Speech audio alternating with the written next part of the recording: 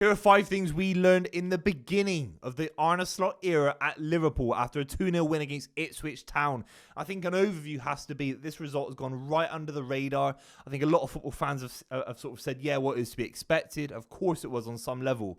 But it was a big banana skin for Liverpool to go to Portman Road with a brand new manager. And let's be real, if Ipswich had drawn the game, even beaten Liverpool, they had their fair chances, particularly in the first half.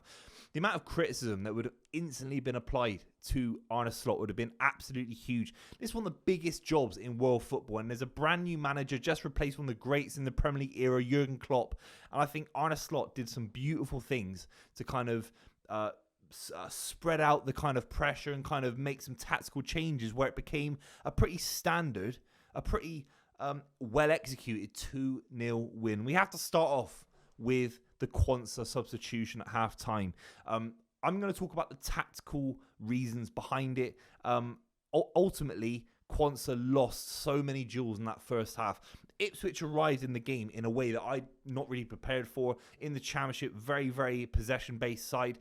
Very, very good on the ground. Very good passing side, of course. But someone like Jacob Greaves, who came in from Hull City this summer, offered so much aerial presence from crosses, from corners for Ipswich Town. And Quansah is a young centre-back. He's as tall as someone like Greaves is. I think he must be 6'4", 6'5", but he couldn't deal with anything. And Greaves had one big opportunity that Alisson did very, very well to save in particular. And a few other moments where the ball gets fired into Delap, and Delap's able to hold it up against Quansah. So on a tactical level, we'll talk about the communication style and the kind of interview that he did with BT Sport a little bit later in this video. But on a tactical level, it was the perfect substitution. It's very, very rare to substitute anyone in modern football at halftime, unless it's related to injuries. But a tactical change at halftime in the opening day of the season is ballsy. It could have gone wrong in terms of PR, in terms of how it came across to Quansah. But ultimately, Konate came on, shored things up, and the kind of turnover for Liverpool, who were able to kind of bounce a lot of balls back out into the midfield for Liverpool and kind of stop Ipswich progressing up the pitch and kind of getting the fans on side and these long balls working, because Konate did a fantastic job. So Arne Slot's first decision, 45 minutes in, it's a pretty radical one. We don't see it much. Guardiola certainly does not do that in the last 8 years, substitute a centre-back after 45 minutes. So ultimately it says that this guy is prepared to be bold, he's prepared to make big changes, and he's prepared to use his squad. Quansah was unbelievable last season. He really, really was. I think he's now realised maybe Konate, Van Dijk, he might have to rely a little bit more on experience. And Quansah maybe has one of those kind of seasons where a lot of young players do, where they have a breakout season, and maybe it's a little bit less started in the Premier League than maybe Quansah would have expected after, especially being in that England initial setup at the start of the summer as well. The second point is that this Liverpool side is still defensively very, very open. I talked about Quansah, of course. Konate changed things in the second half. I thought Andy Robertson at points a little bit bullied by the wingers for Ipswich Town. Trent, I thought, looked fantastic. The big opportunities for Ipswich were actually through the middle throughout the game, and that always goes back to the idea that Liverpool haven't really replaced Fabinho. Naby Keita was barely playing football. Henderson was more of a kind of right-sided centre midfielder. And they've had so many gaps in that position for quite a few years now. I know Endo came in. I actually thought at points Endo was fantastic last season, but he's not a long-term replacement. There was a reason that Klopp wanted Lavia. Klopp wanted Caicedo. They wanted Zubimendi as well, of course. They have to address this going into this season, in my opinion. I don't know how. It might have to be a tactical change in terms of someone dropping deeper permanently. I know they've done McAllister a few times in that position. They tried it at points in the game at Portman Road. There's a big moment where he goes in for a tackle, McAllister, and then the ball kind of gets turned over because he's not a natural aggressive challenger. He's not Roy Keane, is he, McAllister? He's not Patrick Vieira. He's not going to clear someone out. He's a little bit fragile as a footballer, McAllister. He's a very technical midfielder. He's a number 10, isn't he? You don't want a number 10. You don't want David Silva playing, well, maybe not as much as number 10, slightly deeper than that, but he's not a defensive midfielder. You don't want someone like McAllister putting in crunching challenges, clearing people out like Fernandinho used to do, because Amari Hutchinson up the other end gets a big opportunity, and they could have scored. It was some good work from Szoboszlai to cover, and Trent, but far too open early in the season, in my opinion. So the defensive openness that we saw from Liverpool last season, arguably why they trailed away from the Premier League title race, is still there, and they have to address it. And it comes a little bit away from Arne Slot. Now it becomes the FSG ownership. They have to be ambitious. They have to see that they're looking at a manager who I think is top class. They have to provide him with a defensive midfielder. I don't think it's going to come from the academy. I don't think it's going to come from Curtis Jones. I think they have to fix it because Endo, at the slightly wrong age category for Arne Slot. I think Arne Slot wants someone right now that he can blood into the side and develop for the next few years.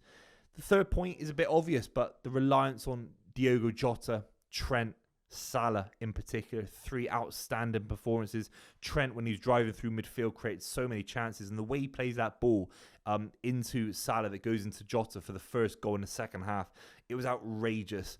So this Liverpool side will not be radical. It will not be massively changed from what Klopp had to do in the last few years. Obviously, the transfer market alludes to that because there have been no transfers coming into Liverpool as of recording this video.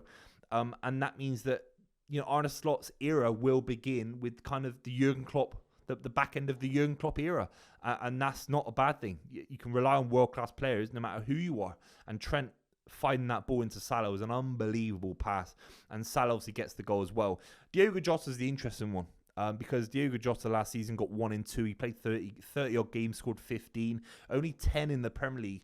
Obviously related to injury. It's not to criticise him. But if Jota stays fit and they rotate him in a smart fashion, I think he could be scoring 20 in the Premier League. He's that good. I think with Diaz and Salah, there's a lot of balance there. And I know Núñez is kind of coming back from the Copa America and stuff like that. But for me, at the moment, that is the front three that is the most exciting, the most dangerous for Liverpool. And it revolves around players that Arne Slot has inherited from the great Jurgen Klopp. The fourth point has to be possession. There were moments where this Liverpool side looked far more possession-based. I think they took their chances when they wanted to drive through midfield, particularly Trent, as I said earlier. They were not afraid to kind of be ambitious, be bold, drive into midfield. But at moments, they knocked the ball around really, really nicely. Szoboszlai looks like a slightly changed player. He was kind of playing things a little bit backwards and a little bit sideways back into the centre-backs to kind of keep possession. And I noticed in the second half that Ipswich ran out of gas a little bit, and that's down to Liverpool's possession style. I firmly believe that if Jurgen Klopp had adopted a slightly more possession-based game, if Thiago wasn't as injured as much, they were a little bit unlucky in that regard as well.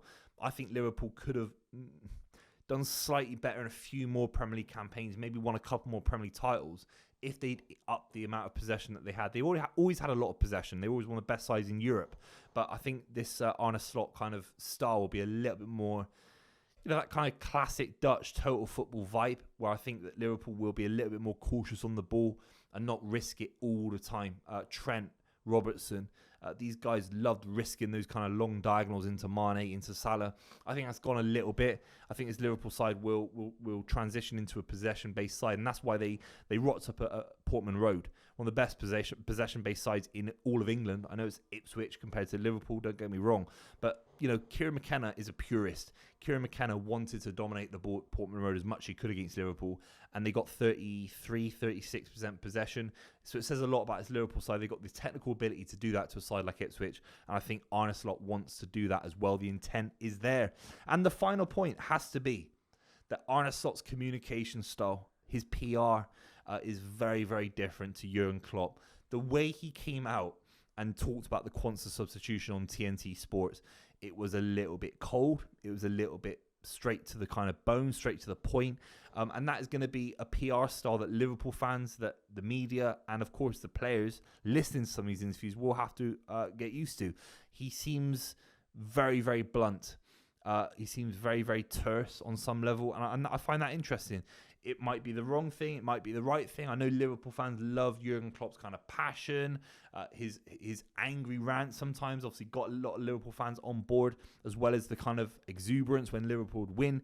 And this Arne Slot guy seems a little bit more cold, a little bit more pragmatic in his deliverance. And it's interesting because, again, sometimes we forget this about Liverpool. They're one of the biggest sides in the world. I think the Man United job has kind of maybe taken it a little bit away from Liverpool, or the crisis at Chelsea or Real Madrid or Man City. But this Liverpool job is huge. There's a lot of pressure on it. And I think ultimately Arne Slot comes out well in interviews. He just said it straight to the bone. It was a tactical decision. Quansah off, Konate on, and Liverpool ended up winning the game. I think that will be mirrored in a lot of what he does on the pitch for Liverpool for the remainder of this season. Very keen to what you think in the comments down below. What did you think of the beginning of the Arne Slot era at Liverpool? It's a 2-0 win against Ipswich. They've got Brentford. They've got Man United coming up. I think they'll absolutely smash Man United. They looked unbelievable at points, Liverpool. And let me know what you think in the comments down below. And I'll see you very, very soon.